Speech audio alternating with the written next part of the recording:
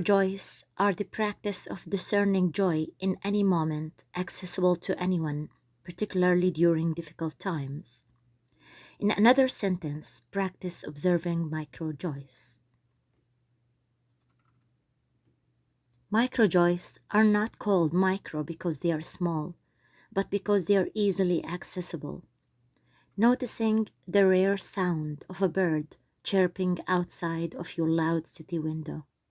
Noticing maybe you have the same hands as a cherished loved ones.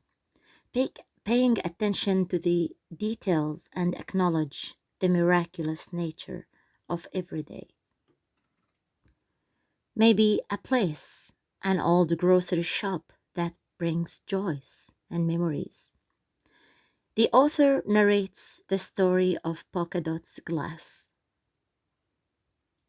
She said, once she did a clothing purge, things that she no longer wear or fit in, some of them even with tags. She accepted the new her and felt no grief about the former her. She put them in 3 bags to donate and then she took them to the local thrift store. In her way out, she noticed one polka dot glass, exactly matching the set she has but missing one broken glass. Her set is now complete again. The author then narrates the story of the birthday cake. She tells the story of her mother. She used to be the matriarch of the family, making lavish home-made cake with fruits and cream with love, the way the mother wanted. She passed away, but the author still appreciates the love that her mother used to put in the cake. She asks, is there a tradition in your life or family that you take for granted? Can you pay more attention to notice them and appreciate them by being more present? Then the author tells the story of the coffee. She sat in her favorite cafe. The barista brought a coffee asking a mundane question, is that a good color? It means the perfect shade of half and half cream. She felt seen, understood, and appreciated. The author also told the story of buying a glass piggy bank. She just liked and brought it for no reason. Later, after a year, it was full of all types of coins and bills. It brought microjoys for her and feeling the abundance. Savor the Indian chai. The author narrates how she finds microjoys in making the recipe of tea that she learned from her Indian friend when she visited Delhi for 2 weeks in India, and she shared the recipe of boiling ginger, cardamom, and cinnamon with tea, milk, and sugar, and simmer it. Every time she makes tea or Indian chai, she remembers her friend and the nice time she spent with her. Accept paradoxes. Hold grief in one hand and joy in another hand. The author speaks about the pandemic of 2020 and how it changed us. There was the good and the bad. Life can feel mundane, but there is also so much beauty to capture when we consciously look for it. The author talked about her childhood in the 1980s when finding a toy underneath a cereal box and how it is nostalgic. That's why she likes gifts. She called it gifting happiness.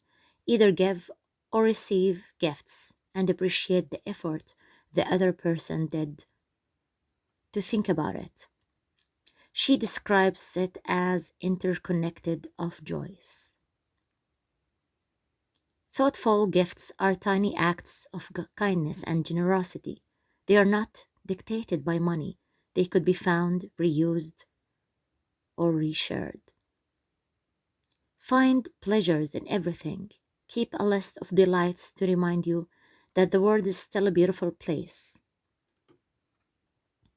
Many of us view the world through simplified lens of right or wrong, leaving no room for nuance with human experience. We missed out in the wisdom that we could be both happy and sad, grieving and joyful, rich and poor, angry but grateful. The author spoke how she lost her nephew and how hard it was to hear that, and said, when you are in the depth of your hardest things, please remind yourself that this will eventually pass. It will not change, nor it will bring those that we love or undo the hard things that already have been done. But it will eventually pass, and somehow you'll find a way forward. She speaks again about her mother and the sickness. For 1 year, she was sick, then there was recovery, but passing away at age 57. And how time is just unreal.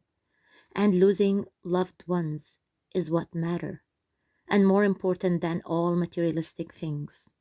She mentioned the Japanese art, kinsukuri, literally golden.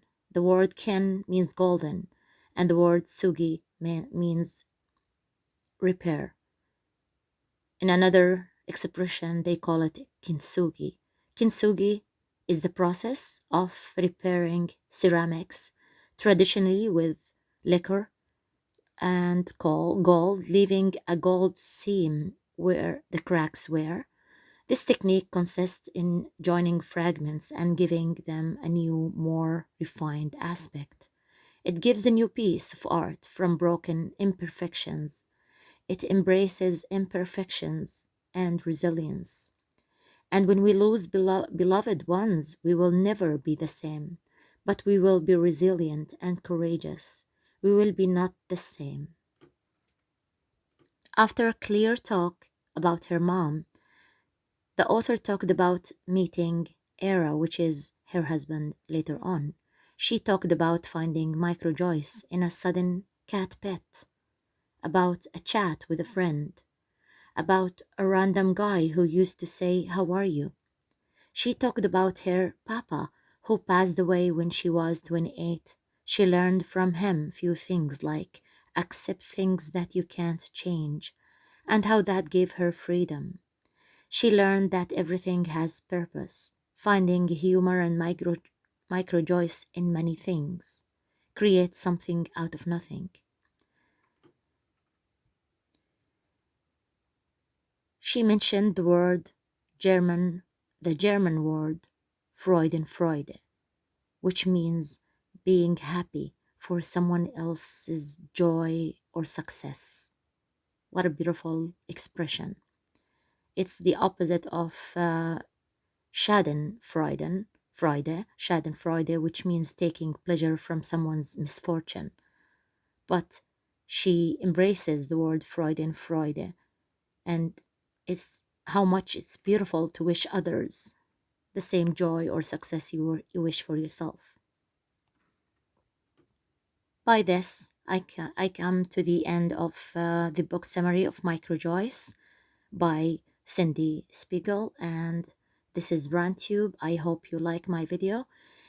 If you like this type of videos, please encourage me by subscribe and share my videos or any comment so that I make more videos of those book summaries. Thank you.